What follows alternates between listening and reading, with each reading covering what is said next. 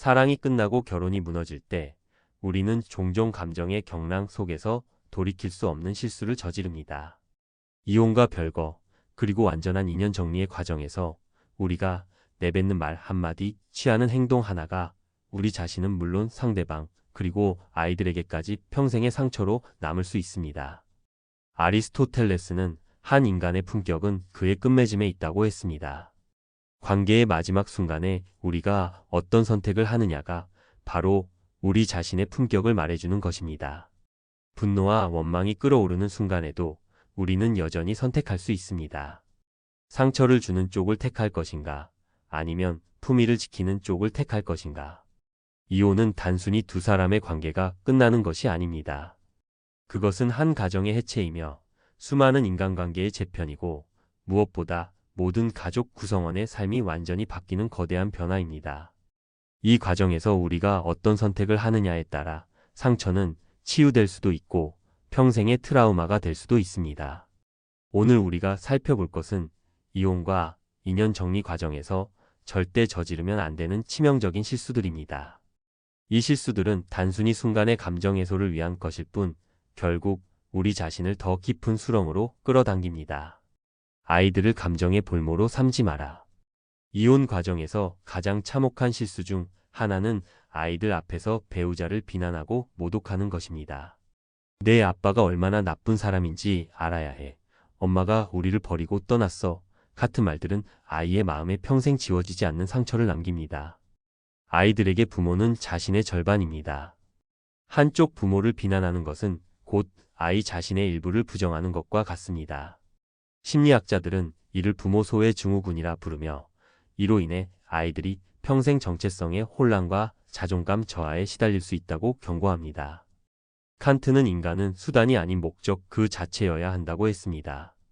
아이들을 상대방에 대한 복수의 도구로 사용하는 것은 가장 비인간적인 행위입니다. 아빠한테 엄마가 힘들다고 말해봐. 엄마한테 아빠가 보고 싶다고 하지 마 같은 말로 아이를 메신저로 이용하는 것은 아이에게 감당할 수 없는 짐을 지우는 일입니다. 아이들은 부모 사이의 갈등을 자신의 잘못으로 여기며 죄책감에 시달리게 됩니다. 더 교묘한 방법으로는 아이 앞에서 우리가 이렇게 힘든 것도 다 아빠 엄마 때문이야 라고 중얼거리거나 전화 통화 중 일부러 아이가 들을 수 있도록 상대방을 비난하는 것입니다. 이런 간접적인 방법은 더욱 해롭습니다. 아이는 직접적으로 말을 들은 것이 아니기 때문에 진실을 확인할 수도 없고 그래서 더욱 불안해합니다. 내가 그런 식으로 나오면 아이들 못 보게 하겠다는 협박은 아이들의 행복을 인질로 잡는 가장 비열한 행위입니다. 양육권은 아이의 권리이지 부모의 소유물이 아닙니다. 아이들은 부모 양쪽 모두와 건전한 관계를 유지할 권리가 있습니다. 이런 위협은 상대방뿐만 아니라 아이들에게도 깊은 상처를 줍니다. 아이들은 자신이 부모 간의 갈등의 원인이라고 생각하게 되고 내가 착하게 굴면 부모님이 화해하실까? 라는 비현실적인 기대를 갖게 됩니다. 진정으로 아이를 사랑한다면 부모의 문제는 부모가 해결해야 합니다. 아이들에게는 엄마와 아빠가 더 이상 함께 살 수는 없지만 너를 사랑하는 마음은 변하지 않는다는 메시지만 전해야 합니다. 그리고 이 말은 행동으로 증명되어야 합니다. 화가 났을 때 아이들 앞에서 물건을 던지거나 고함을 지르는 행위는 아이들에게 세상이 안전하지 않다는 메시지를 전달합니다. 아이들은 언제 또 부모가 폭발할지 모른다는 불안감 속에서 살게 되고 이는 성인이 되어서도 인간관계에서 불안감을 느끼게 만듭니다. 다 너희들 때문이야. 라는 말은 아이들의 가슴에 못을 박는 것과 같습니다. 부모의 이혼이 자신 때문이라고 생각하는 아이들은 평생 죄책감을 안고 살아가며 자신은 사랑받을 자격이 없는 존재라고 여기게 됩니다. 사회적 관계를 전쟁터로 만들지 마라. 이혼 소식이 알려지면 주변 사람들도 어색해집니다. 이때 내 편을 들어달라. 누가 잘못했는지 당신도 다 알잖아. 같은 압박을 가하는 것은 매우 위험합니다. 친구들과 가족들을 편가르기의 도구로 만드는 순간 당신은 소중한 인간관계들마저 잃게 됩니다. 스토아 철학자들은 다른 사람의 판단은 당신이 통제할 수 없는 영역이라고 했습니다. 사람들이 어떻게 생각하든 그것은 그들의 몫입니다. 당신이 해야 할 일은 편을 만드는 것이 아니라 품위 있게 행동하는 것입니다. 소셜미디어에 배우자의 잘못을 폭로하고 비난하는 글을 올리는 것은 디지털 시대의 가장 추악한 복수 방법 중 하나입니다. 진실을 알려야 한다는 명분 뒤에 숨어 있지만 실제로는 상대방에게 사회적 죽음을 가하려는 잔혹한 행위입니다. 페이스북, 인스타그램, 카카오톡 등에 올린 글은 삭제할 수 있지만 사람들의 기억과 캡처된 화면은 영원히 남습니다. 한순간의 분노로 올린 글이 10년, 20년 후에도 당신과 당신의 아이들에게 돌아올 수 있습니다. 당신은 어떻게 생각해? 내가 잘못한 게 있다고 생각해? 라고 묻는 것은 친구들을 매우 곤란한 상황에 빠뜨립니다. 그들은 한쪽 말만 듣고 판단해야 하는 부담을 지게 되고 어떤 답을 하든 누군가에게는 상처를 줄 수밖에 없습니다. 더 나아가 나를 지지하지 않으면 우리 우정도 끝이라는 식의 압박을 가하는 것은 인간관계를 거래로 전락시키는 행위입니다. 진정한 친구는 당신의 편을 들어주는 사람이 아니라 당신이 잘못했을 때 솔직하게 말해주는 사람입니다. 이런 행동은 일시적인 쾌감을 줄 수 있지만 결국 당신 자신의 품격을 떨어뜨리고 주변 사람들로부터 저런 사람과는 관계를 조심해야겠다는 인식을 심어줍니다. 니체가 말했듯이 괴물과 싸우다 보면 자신이 괴물이 되지 않도록 주의해야 합니다. 특히 시댁이나 친정 식구들 사이에서 편가르기를 조장하는 것은 여러 세대에 걸친 상처를 남깁니다. 시어머니가 나를 어떻게 대했는지 당신들도 다 봤잖아요 라며 형제 자매들에게 어머니를 비난하도록 종용하거나 사위가 딸을 어떻게 대하는지 보세요 라며 장인 장모를 선동하는 행위는 가족 전체를 분열시킵니다. 이런 가족 내 갈등은 명절이나 가족 모임에서 지속적인 불편함을 만들어내고 아이들이 어른이 되어서도 가족 모임을 꺼리게 만드는 원인이 됩니다. 한번 깨진 가족 관계는 복구하기가 매우 어렵습니다. 재정을 복수의 무기로 사용하지 마라. 양육비 안 줄 거야. 위자료 한 푼도 받지 않겠어.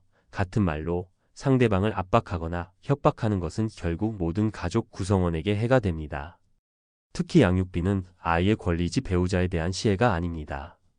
양육비를 주지 않겠다고 협박하는 것은 사실상 아이들을 굶겨 죽이겠다는 말과 같습니다. 아이들의 교육비, 의료비, 생활비는 아이들의 기본권입니다. 이를 부모 간의 감정 싸움에 이용하는 것은 아동학대에 해당합니다.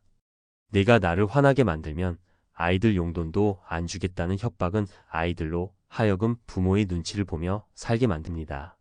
아이들은 부모에게 필요한 것을 요구하는 것조차 죄스럽게 여기게 되고 이는 건전한 자아 발달을 방해합니다. 재정적 보복은 단기적으로는 상대방을 곤란하게 만들 수 있지만 장기적으로는 아이들의 미래와 당신 자신의 법적 지위를 위험에 빠뜨립니다.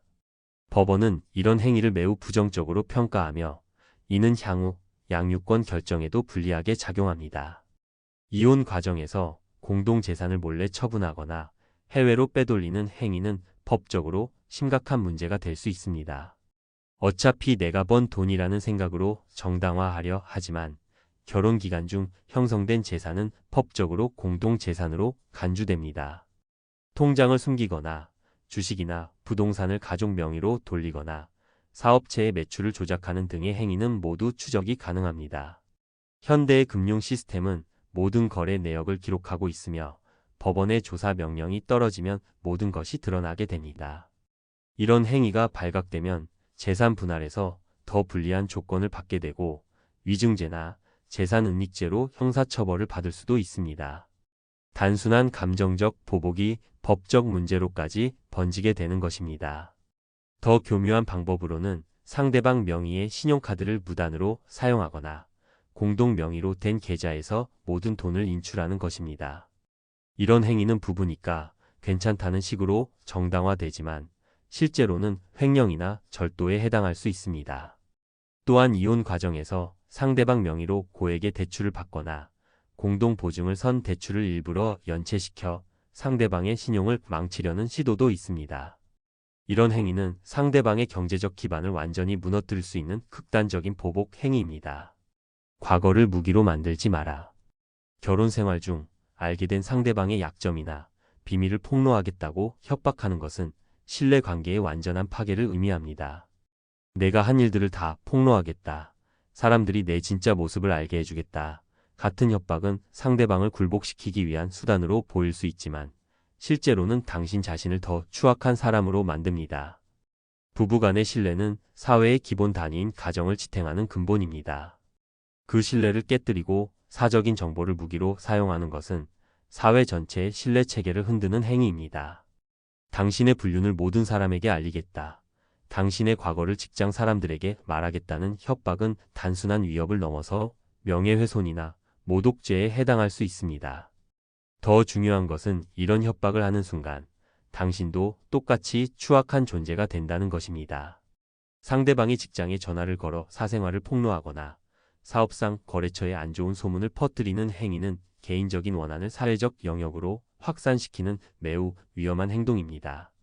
이는 상대방의 생계를 위협할 뿐만 아니라 명예훼손이나 업무방해 등의 법적 문제를 야기할 수 있습니다. 당신 남편이 집에서 어떤 사람인지 아세요? 라며 상대방의 직장 동료들에게 전화를 거는 행위는 상대방뿐만 아니라 무고한 제3자들까지 곤란하게 만듭니다. 직장 동료들은 개인적인 문제에 휘말리고 싶어 하지 않으며 이런 전화를 받은 후에는 해당 직원을 바라보는 시선이 달라집니다. 사업을 하는 상대방의 경우 고객들에게 사기꾼과 거래하지 마세요 라는 식의 문자를 보내거나 온라인에 악의적인 후기를 작성하는 행위는 상대방의 경제적 기반을 완전히 무너뜨릴 수 있습니다. 이는 단순한 개인적 원한을 넘어서 경제적 살인에 가까운 행위입니다. 아리스토텔레스는 복수는 정의가 아니라 또 다른 불이라고 했습니다. 개인적인 감정을 사회적 보복으로 표출하는 것은 문제를 해결하는 것이 아니라 더 큰 문제를 만드는 일입니다. 특히 요즘에는 스마트폰으로 찍은 사진이나 영상을 협박의 도구로 사용하는 경우가 늘고 있습니다. 당신의 추한 모습을 인터넷에 올리겠다. 우리가 함께 찍은 사진들을 공개하겠다는 협박은 리벤지 포르노와 같은 성범죄로 이어질 수 있습니다. 이런 행위는 피해자에게 평생 지울 수 없는 상처를 남기며 가해자 역시 중한 형사처벌을 받게 됩니다. 한순간의 분노가 범죄자로 만들 수 있다는 점을 명심해야 합니다. 새로운 관계를 도구로 사용하지 마라. 이혼 과정에서 새로운 사람과의 만남을 과시하며 상대방의 질투를 유발하려는 시도는 매우 유치하고 위험한 행동입니다. 나는 이렇게 잘 살고 있다는 것을 보여주려는 의도지만 실제로는 아직도 상대방의 반응에 의존하고 있다는 것을 스스로 증명하는 행위입니다. 소셜미디어에 새로운 연인과의 행복한 모습을 과도하게 올리거나 일부러 상대방이 볼 수 있는 장소에서 데이트하는 행위는 진정한 행복이 아닌 가짜 행복을 연출하는 것입니다. 이런 행동은 새로운 연인에게도 불쾌감을 줄 수 있으며 자신이 전 배우자에 대한 복수의 도구로 이용당하고 있다는 느낌을 받게 만듭니다. 더 심각한 것은 이런 목적으로 시작된 관계는 진정성이 부족하여 새로운 사람에게도 상처를 줄 가능성이 높다는 점입니다. 상처받은 마음을 치유하지 못한 채 새로운 관계를 시작하는 것은 그 관계마저 망치는 지름길입니다. 이혼 직후 새로운 연인을 아이들에게 소개하거나 심지어 새 아빠 엄마라고 부르게 하는 것은 아이들에게 혼란과 상처를 줍니다. 아이들은 부모의 이혼으로 이미 충분히 혼란스러운 상태인데 새로운 사람의 등장은 더 큰 스트레스를 가중시킵니다. 이제 우리는 새로운 가족이야 라고 말하며 아이들에게 새로운 연인을 받아들이라고 강요하는 것은 아이들의 감정을 전혀 고려하지 않은 이기적인 행동입니다. 아이들에게는 충분한 적응 시간이 필요하며 그들의 속도에 맞춰 천천히 관계를 형성해 나가야 합니다. 성급한 소개는 아이들로 하여금 새로운 연인을 거부하게 만들고 이는 향후 재혼 생활에도 부정적인 영향을 미칩니다. 아이들이 새로운 사람 때문에 엄마 아빠가 우리를 덜 사랑한다고 느끼게 되면 가족 내 갈등은 더욱 심화됩니다. 심리학자들은 이혼 직후 시작되는 관계를 리바운드 관계라고 부릅니다. 이는 상처받은 자존감을 회복하고 외로움을 달래기 위해 시작되는 관계로 대부분 오래 지속되지 못합니다. 문제는 이런 관계가 끝났을 때 더 큰 상처를 받게 된다는 점입니다. 이미 이혼으로 인한 트라우마가 있는 상태에서 또 다른 이별을 경험하게 되면 회복이 더욱 어려워집니다. 또한 리바운드 관계에서는 상대방을 있는 그대로 보지 못하고 전 배우자와 비교하거나 자신의 상처를 치유해줄 구원자로 여기는 경우가 많습니다. 이런 비현실적인 기대는 관계를 건강하지 못하게 만들고 결국 또 다른 실패로 이어집니다. 법적 절차를 감정적 전쟁터로 만들지 마라. 절대 아이를 넘겨주지 않겠다. 당신은 아이를 볼 자격이 없다. 같은 말로 양육권을 독점하려는 시도는 아이의 복리를 무시한 이기적인 행동입니다. 양육권은 부모의 권리가 아니라 아이의 권리입니다. 아이에게는 양쪽 부모 모두와 건강한 관계를 유지할 권리가 있습니다. 심리학 연구에 따르면 부모의 이혼 후에도 양쪽 부모와 안정적인 관계를 유지하는 아이들이 정서적으로 더 건강하게 성장합니다. 한쪽 부모를 악마화하거나 배제하려는 시도는 아이에게 정체성 혼란과 죄책감을 심어줍니다. 엄마 아빠를 사랑하면 안 되는 건가? 라는 내적 갈등 속에서 아이들은 고통받게 됩니다. 법원은 항상 아이의 최선의 이익을 최우선으로 고려합니다. 양육권을 감정적 무기로 사용하려는 부모를 법원은 매우 부정적으로 평가하며 이는 오히려 양육권 결정에 불리하게 작용합니다. 실제로 가정법원 판사들은 아이를 인질로 잡는 부모보다는 상대방과의 원만한 관계 유지를 위해 노력하는 부모에게 더 호의적인 판결을 내립니다. 변호사를 통해 상대방을 최대한 곤란하게 만들려는 시도, 불필요한 소송을 남발하는 행위는 막대한 비용과 시간을 소모할 뿐만 아니라 갈등을 더욱 심화시킵니다. 법정에서 완전히 무너뜨리겠다는 생각으로 시작하지만 결국 양쪽 모두 지쳐 쓰러지게 됩니다. 한국의 이혼 소송 평균 기간은 1년 6개월이며 변호사 비용만으로도 수천만 원이 소요되는 경우가 많습니다. 이 시간과 비용은 모두 가족의 미래를 위해 사용될 수 있는 소중한 자원들입니다.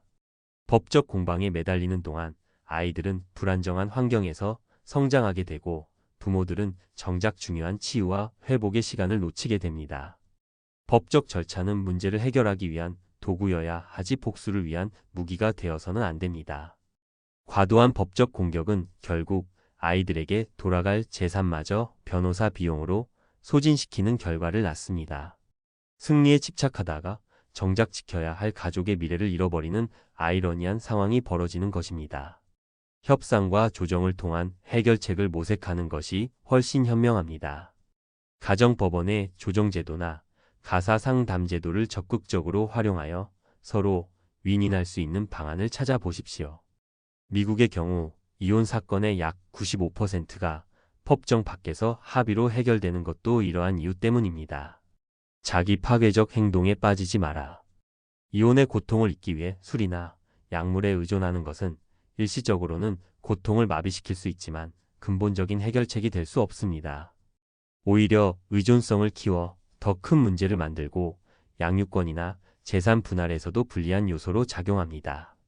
알코올 의존은 뇌의 보상 회로를 변화시켜 일시적인 기분 개선 효과를 제공하지만 내성이 생기면서 점점 더 많은 양을 필요로 하게 됩니다. 더 심각한 것은 알코올이 우울증을 악화시킨다는 점입니다. 술을 마실 때는 잠시 기분이 나아진 것 같지만 다음날 아침이면 더 깊은 절망감에 빠지게 됩니다.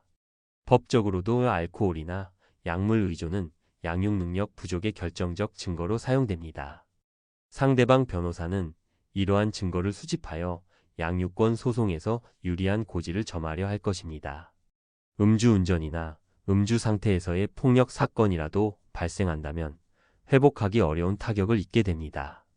스토아 철학자들은 고통을 피하려는 시도가 더 큰 고통을 낳는다고 했습니다. 고통은 피하는 것이 아니라 직면하고 통과해야 하는 것입니다. 마르쿠스 아우렐리우스는 고통은 우리 마음이 만들어내는 것이지 외부 상황 자체가 고통인 것은 아니다라고 했습니다. 건전한 스트레스 해소 방법을 찾아야 합니다. 규칙적인 운동은 엔돌핀을 분비시켜 자연스러운 기분 개선 효과를 가져다 줍니다. 특히 달리기, 수영, 자전거 타기 같은 유산소 운동은 우울증과 불안감을 크게 줄여줍니다. 요가나 명상도 마음의 안정을 찾는 데 도움이 됩니다. 창작 활동이나 취미 생활도 좋은 대안입니다. 글쓰기를 통해 감정을 정리하거나 그림을 그리며 내면의 감정을 표현하는 것은 치유적 효과가 있습니다. 음악을 듣거나 악기를 배우는 것도 마음의 평화를 찾는 데 도움이 됩니다. 이렇게 될 줄 알았으면 죽는 게 낫겠다. 아이들과 함께 죽겠다. 같은 극단적 발언은 단순한 감정 표현이 아닙니다. 이는 상대방에게 죄책감을 주려는 감정적 협박이며 동시에 자신의 정신 건강이 위험한 상태임을 보여주는 신호입니다. 이런 발언은 법적으로도 매우 위험합니다. 자해나 타해 위험이 있다고 판단되면 강제 입원이나 아이들과의 접근 금지 명령이 내려질 수 있습니다. 특히 아이들과 함께라는 표현이 들어간 경우 법원은 아동의 안전을 우선시하여 즉각적인 보호 조치를 취할 수 있습니다. 자살 충동이나 극단적 생각이 든다면 즉시 전문가의 도움을 받아야 합니다. 생명이 전화 1588-9191, 청소년 전화 1388 등 24시간 상담 서비스를 이용하거나 가까운 정신건강의학과를 찾아가십시오. 이러한 감정은 일시적인 것이며 적절한 도움을 받으면 충분히 극복할 수 있습니다. 가족이나 친구들에게 솔직하게 도움을 요청하는 것도 중요합니다. 괜찮다고 혼자 견디려 하지 말고 신뢰할 수 있는 사람들과 감정을 나누십시오. 사회적 지지는 우울증과 불안감을 크게 완화시켜 줍니다. 과거에 매몰되어 미래를 포기하지 마라. 내가 얼마나 희생했는데 나는 아무 잘못이 없다는 시계 피해자 의식에 매몰되는 것은 성장과 회복을 방해합니다. 물론 당신이 받은 상처와 아픔은 인정받아야 하지만 그것이 평생의 정체성이 되어서는 안 됩니다. 피해자 의식의 함정은 자신을 무력한 존재로 규정한다는 점입니다. 나는 당했다, 나는 희생자다라는 정체성에 머물러 있으면 자신의 삶을 주도적으로 변화시킬 수 있는 힘을 잃게 됩니다. 상대방의 잘못을 끊임없이 되새기며 분노를 키우는 것은 상대방에게는 아무런 해가 되지 않지만 자신의 정신 건강만 해치게 됩니다. 심리학에서 말하는 루미네이션은 부정적인 생각과 감정을 반복적으로 되새기는 것을 말합니다. 이는 우울증의 주요 원인 중 하나로 같은 상처를 계속해서 곱씹으면서 상처를 더욱 깊게 만드는 악순환을 만들어냅니다. 니체는 고통이 당신을 파괴하지 않았다면 그 고통은 당신을 더 강하게 만든다고 했습니다. 피해자로 머무르는 것이 아니라 생존자로 일어서야 합니다. 생존자는 상처를 인정하지만 거기에 머물러 있지 않습니다. 그 경험을 통해 배우고 성장하며 더 현명하고 강인한 사람이 됩니다. 실제로 외상 후 성장 포스트 마이너스 트로매틱 그로스 연구에 따르면 심각한 역경을 겪은 사람들 중 상당수가 그 경험을 통해 더 깊은 인간관계, 더 명확한 가치관, 더 강한 정신력을 갖게 된다고 합니다. 이혼의 고통도 마찬가지로 성장의 기회가 될 수 있습니다. 자신의 역할과 책임을 성찰해 보는 것도 중요합니다. 이는 자신을 탓하라는 의미가 아니라 관계의 실패에서 자신이 기여한 부분이 무엇인지 정직하게 돌아보라는 뜻입니다. 이러한 성찰을 통해 앞으로의 관계에서는 같은 실수를 반복하지 않을 수 있습니다. 한 사람과의 실패한 관계를 모든 이성에게 투영하여 남자 여자들은 다 그래, 사랑은 없다는 식으로 일반화하는 것은 당신의 미래 가능성을 스스로 차단하는 행위입니다. 이러한 일반화는 인지 편향의 일종으로 하나의 부정적 경험을 모든 상황에 적용하는 오류입니다. 통계적으로 보면 이혼한 사람들 중 상당수가 재혼을 통해 행복한 관계를 만들어가고 있습니다.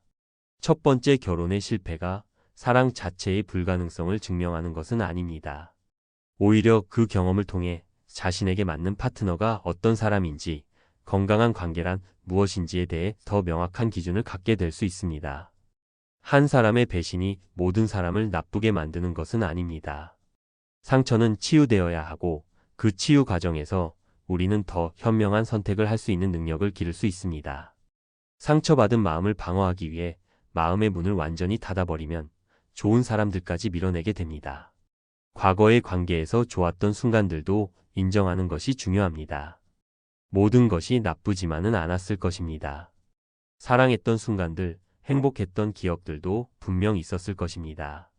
그것들을 완전히 부정하거나 다 거짓이었다고 생각하는 것은 자신의 판단력까지 부정하는 것입니다. 성급한 결정과 충동적 행동을 피하라. 분노나 절망에 사로잡힌 상태에서 재산 포기서에 서명하거나 양육권을 포기하는 등의 중요한 결정을 내리는 것은 매우 위험합니다.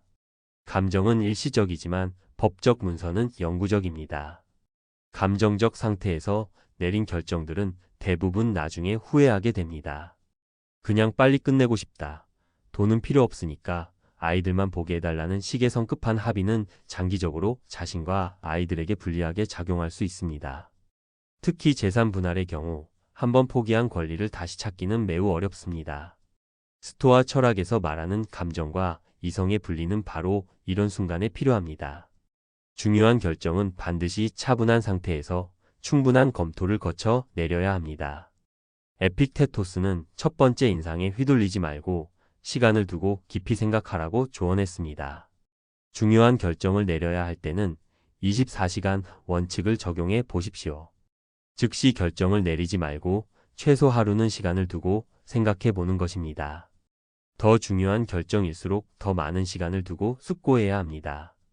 급한 것처럼 보이는 대부분의 상황들이 실제로는 하루나 이틀 더 기다려도 큰 문제가 되지 않습니다. 신뢰할 수 있는 제3자의 조언을 구하는 것도 중요합니다. 가족이나 친구, 전문가의 객관적인 의견을 들어보십시오. 감정적으로 혼란한 상태에서는 자신이 보지 못하는 부분들을 다른 사람들이 지적해 줄 수 있습니다. 상대방의 물건을 파괴하거나 자동차에 흠집을 내거나 집에 낙서를 하는 등의 행위는 유치한 복수처럼 보이지만 실제로는 재물손괴죄에 해당하는 범죄 행위입니다. 순간의 분노 해소를 위해 전과자가 되는 것은 너무나 큰 대가입니다. 이러한 행동들은 법적 문제를 일으킬 뿐만 아니라 양육권 소송에서도 정서적으로 불안정한 부모라는 인상을 줄 수 있습니다. 법원은 아이의 안전과 복지를 최우선으로 고려하기 때문에 충동적이고 폭력적인 행동을 보인 부모에게는 양육권을 맡기기를 꺼려합니다. 분노의 에너지를 건설적인 방향으로 전환하는 방법을 찾아야 합니다. 운동을 통해 신체적 에너지를 소모하거나 일기쓰기를 통해 감정을 정리하거나 창작 활동을 통해 표현하는 것이 훨씬 건전합니다. 분노는 변화를 위한 동력이 될 수 있지만 파괴적인 행동으로 표출되어서는 안 됩니다. 소셜미디어에서의 감정적 포스팅도 주의해야 합니다. 페이스북이나 인스타그램에 상대방을 비난하는 글을 올리거나 이혼 과정의 세부 사항을 공개하는 것은 나중에 증거로 사용될 수 있습니다. 또한 아이들이나 공통의 지인들이 볼 수 있는 공간에서의 부적절한 발언은 관계를 더욱 악화시킬 수 있습니다. 전문가의 도움을 거부하지 마라. 내가 왜 정신과에 가야 해? 상담받는다고 알려지면 체면이 서지 않아 같은 생각으로 전문적 도움을 거부하는 것은 회복을 지연시킵니다. 이혼은 인생에서 가장 큰 스트레스 중 하나이며 전문가의 도움을 받는 것은 현명한 선택입니다. 한국 사회에서는 아직도 정신건강 서비스에 대한 편견이 존재하지만 선진국에서는 이미 일반적인 서비스로 자리 잡았습니다. 미국의 경우 성인의 약 20%가 매년 정신건강 서비스를 이용하고 있으며 이는 부끄러운 일이 아니라 자기관리의 일부로 여겨집니다. 심리상담이나 치료는 약한 사람들을 위한 것이 아닙니다. 오히려 자신의 문제를 인정하고 해결하려는 용기 있는 사람들의 선택입니다. 프로 운동선수들이 몸의 컨디션을 위해 전문 트레이너의 도움을 받는 것처럼 마음의 건강을 위해 전문가의 도움을 받는 것은 지극히 당연한 일입니다. 전문 상담사나 심리치료사는 객관적인 관점에서 상황을 분석하고 감정을 정리할 수 있도록 도와줍니다. 또한 실용적인 대처 방법들을 제시해 주어 일상생활에서 즉시 활용할 수 있습니다. 인지행동치료, 수용전념치료 등 과학적으로 검증된 다양한 치료 기법들이 있습니다. 약물 치료가 필요한 경우도 있습니다. 심한 우울증이나 불안장애가 있을 때는 적절한 약물 치료를 통해 증상을 완화시킨 후 상담 치료를 병행하는 것이 효과적입니다. 항우울제나 항불안제에 대한 막연한 두려움 때문에 치료를 미루면 증상이 더욱 악화될 수 있습니다.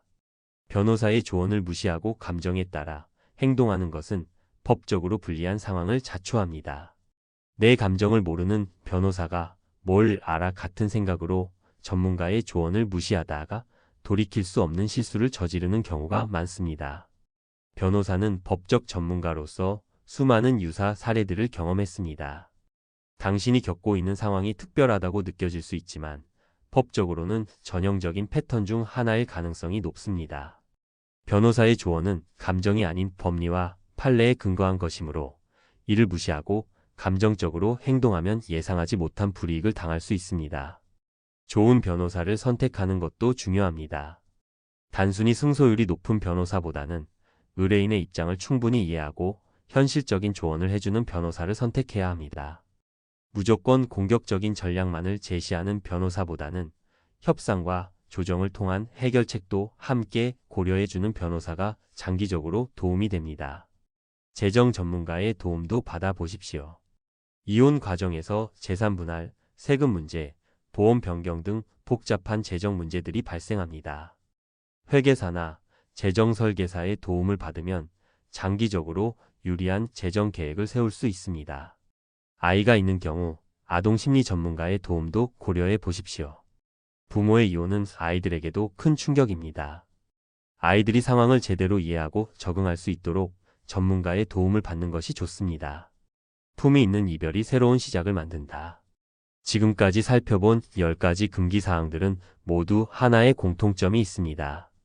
바로 순간의 감정에 휘둘려 장기적인 관점을 잃는다는 것입니다. 분노와 원망, 배신감과 절망감이 마음을 지배할 때 우리는 종종 자신과 타인 모두를 해치는 선택을 하게 됩니다. 하지만 기억하십시오.